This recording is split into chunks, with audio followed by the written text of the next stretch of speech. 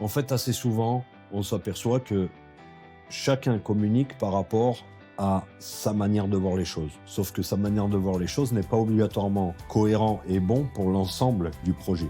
Moi, ce que j'aime bien, c'est discuter avec tout le monde et pouvoir comprendre les besoins et les attentes de chacun pour faire justement ce travail de chef d'orchestre sur l'ensemble de tous les intervenants. Par exemple, quand je parle de transparence, le maître d'ouvrage, il pourrait très bien se dire je dois faire ce chantier-là en 10 mois. C'est normalement pas faisable. Ou en tout cas, dans le contexte logique, c'est pas faisable.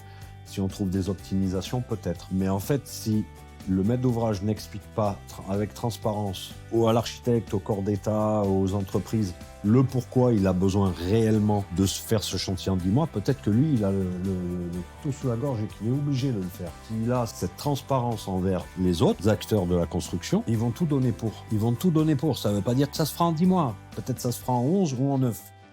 Ou en 10, peut-être. Mais tout le monde va aller dans le même sens. Pourquoi ? Parce qu'il aura été transparent, ils auront compris que c'était réellement important pour lui. Mais c'est la même chose pour plein d'autres. Peut-être qu'il y a une entreprise, elle a un couteau sous la gorge aussi. Pour X raisons, elle a un manque de personnel, on ne sait pas. Et si on ne s'intéresse pas à eux, mais si quelque part, ils ne sont pas assez transparents pour dire attention, moi j'ai un problème, bah c'est le bordel. Il faut oser dire qu'on a un manque, ou on a quelque chose qu'on ne sait pas faire, ou pour X raisons qu'on n'arrive pas. On est une équipe, on doit pouvoir s'entraider et on doit pouvoir comprendre la problématique de la personne en face, ou de l'entreprise, ou du maître d'ouvrage, peu importe qui.